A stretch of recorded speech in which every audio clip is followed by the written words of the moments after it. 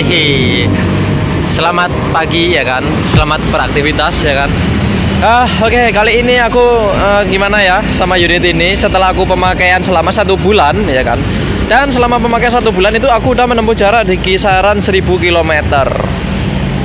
Kayak gitu. Ini kalau sama kalian tahu ya kan. Nah, itu udah 2926. Jadi unit ini ketika aku itu dapat itu udah berjalan di kisaran 1900 km. Jadi sekarang sama aku itu udah menempuh jarak di kisaran 1026 km dan itu cuman ditempuh dengan jangka waktu cuma 1 bulan. Nah, itu menurut aku sangat sangat memuaskan sekali, mengingat karena 1000 km itu sama aja kita itu saving keuangan yang sebenarnya buat bensin itu bisa dialokasikan dananya buat hal yang lain. Dan jujur aja setelah aku pakai unit ini itu aku nggak pernah beli bensin sama sekali cuy. Gila, nggak ada pengeluaran uang buat bensin. Kalau sama uangnya disimpan tuh ya kan, selama 3000 km itu sama aja kita nyimpan uang 1 juta rupiah. Karena mengingat sepeda motor biasa konvensional itu kan dia per liternya itu bisa menempuh jarak kisaran 30 km. Nah, sedangkan kalau cuma ini udah berjalan 3000 km, berarti sama aja kita menyimpan uang bensin sekitar 1.200.000 rupiah. Dan itu dalam jangka waktu 3 bulan aja kita udah nyimpan uang segitu besarnya. Belum lagi kalau seumpama kita kerja seperti nganter roti ya kan, kita kerja yang kiranya itu dapat ongkir ya. Kita dapat keuntungan sampai 2 kali lipat cuy, kayak gitu. Karena karena memang itulah kelebihannya dari motor listrik yang nggak mungkin ada di motor konvensional seperti itu. Terus kelebihan yang lain itu dia sangat efisien, terus compact juga. Jadi ketika kita bawa kemana-mana ya kan, dengan kondisi baterai ibaratnya kayak low gitu ya, tinggal 50% kah atau 60% gitu, kita masih bisa bawa kemana-mana sambil bawa chargernya cuy. Jadi chargernya itu bisa dicolokin kemana aja karena dengan watt kecil itu masih bisa. Bentar ya, kalau buka memang harus gini cuy. Sulit sekali. Nah, ini chargernya itu bisa dipakai walaupun dengan watt cuman 450 dengan daya rumah 450. Karena ini cuman pakai 220 watt. Jadi kemana-mana itu kita bisa ngecas kayak gitu. Nah, itu kelebihannya sih. Jadi ketika kita itu merasakan ada yang kurang kayak low bed, terus setelah itu kita rencana mau kemana gitu ya kan, itu masih bisa kita cas kemana-mana. Contoh nih, mau perjalanan sedikit jauh ya kan, ke Batu kayak gitu.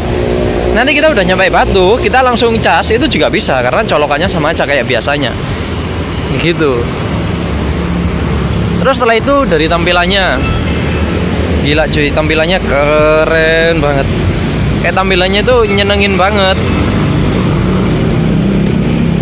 Tuh.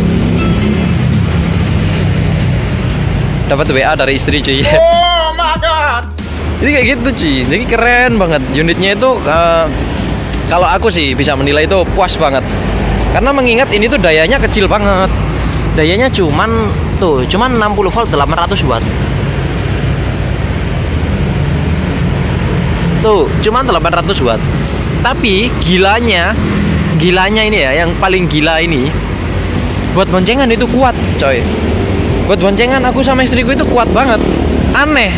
Bahkan buat tanjakan yang sekiranya itu curam banget, itu masih bisa ngatasin. Aku kayaknya ragu juga ini, ya, itu 800 murni kah atau memang 800-800an gitu loh. Tapi memang buat tanjakan itu anjay, aku nggak bisa ngungkapin dengan kata-kata. Cuman kalau dengan bukti aku bisa aja. Kayak gitu, gila sih memang. Terus ada lagi seperti fitur-fiturnya. Jadi ada fitur yang mungkin kita masih awam ya kan, tapi sebenarnya itu berguna banget. Kayak gitu. Nah, yang terutama ya fiturnya itu namanya cruise control kayak gini. Nah, cruise control ini sebenarnya udah aku bahas ya di konten sebelumnya. Yang ini gambarnya, kontennya bisa aja cek di link deskripsi itu ada. Nah, cruise control ini itu fungsinya ngejaga gas kita itu supaya stabil. Jadi kalau seumpama kita udah masuk di kilometer berapa gitu, kita gas ya kan, kita jalan contohnya di 20 km per jam gitu ya kan. Nah kalau seumpama dia itu udah dikunci, nah kita mau jalanan turun, dia itu bisa ngerem sendiri cuy. Jadi bisa ngurangin gas sendiri. Nah terus pas waktu kita jalannya agak naik ya kan, dia itu bisa ngegas sendiri, dan itu kita kerasa, kita sebagai apa, pengemudi itu kerasa kalau seumpama di motornya itu dia ngegas sendiri. Terus dari remnya juga dia itu kayak ngerem sendiri gitu, tapi dari motor sih, bukan dari pengeremannya. Dari motornya itu dia bisa ngurangin daya sendiri kayak gitu. Dan itu menurutku gokil sih anjay. Itu keren sih. Cuman sayangnya kalau sama kita udah upgrade ke controller baru, controller yang di atasnya standar, dia mati. Jadi yang disayangkan sih itu, ini cruise controlnya mati. Ada sih yang bisa setting cruise controlnya tetap nyala, cuman kekurangannya itu nanti di dinamonya dia cepet panas kayak gitu. Kan sayang kan kalau dinamonya cepet panas gitu. Nah aku sih masih diambang kebingungan ya, mau ganti controller atau masih tetap sama bawaannya, karena bawaannya itu cukup memuaskan sih kalau menurut aku kayak gitu. Nah terus untuk yang kedua itu ada di tombol R buat mundur. Mungkin buat kita itu kalau sama pemakaian motor bensin itu seperti aneh kan, janggal ada motor bisa mundur gitu. Tapi kalau sama kalian udah terbiasa pakai ini cuy, enak cuy rasanya. Anjir, aku tuh kayak apa ya, jadi ketergantungan dikit-dikit kalau mundur gitu ya. Lagi alay gitu kan, mundur langsung pencet aja tuas R gitu sambil digas gitu. Itu dan bener-bener bisa mundur cuy. Dan kalau sama kita itu dipakai buat boncengan tetap kuat cuy. Aneh gak sih? Serius. Mungkin buat teman-teman yang udah pernah ngerasain Unifly T3 ya kan, yaitu entah T3 yang T3S, T3 Pro atau T3 biasa, itu sama kayak gitu. Jadi feel-nya itu sama, rasanya kayak sama aja. Kayak gitu cuy. Aku kayak anjay, kayak memang sangat memuaskan sih. Jadi buat teman-teman yang sekiranya punya budget kisaran 10 jutaan, sebenarnya beli ini tuh cukup worth it sih, asalkan buat kota-kota aja, bukan buat luar kota. Kalau semua mau buat luar kota, menurut aku masih kurang worth it, karena mengingat dia itu jarak tempuhnya cuma 60 km. Jadi kalian perlu ada baterai tambahan biar bisa jalan jauh. Maksudnya baterai tambahan itu apa sih? Baterai tambahan itu baterai yang bisa dipasang di joknya. Aduh, terkunci lagi cuy, bentar ya.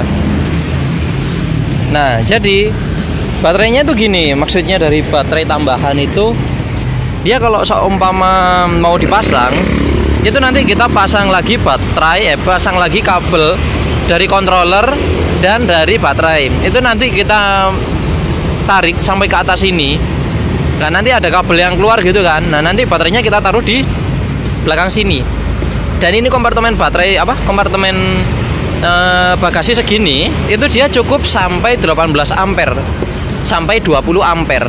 Nah kalau seumpama 20 ampere itu setara sama jarak tempuh kisaran 60 km, 60 sampai 70 km.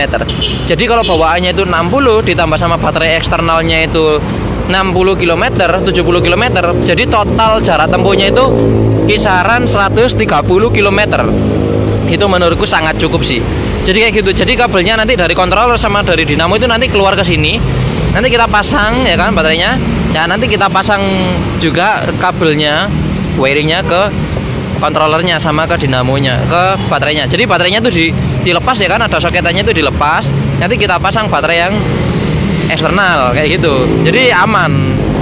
Dan lagi kelebihannya kalau baterai eksternal itu bisa kita bawa kemana-mana gitu loh. Bisa kita bawa masuk ke rumah tanpa harus bawa unitnya.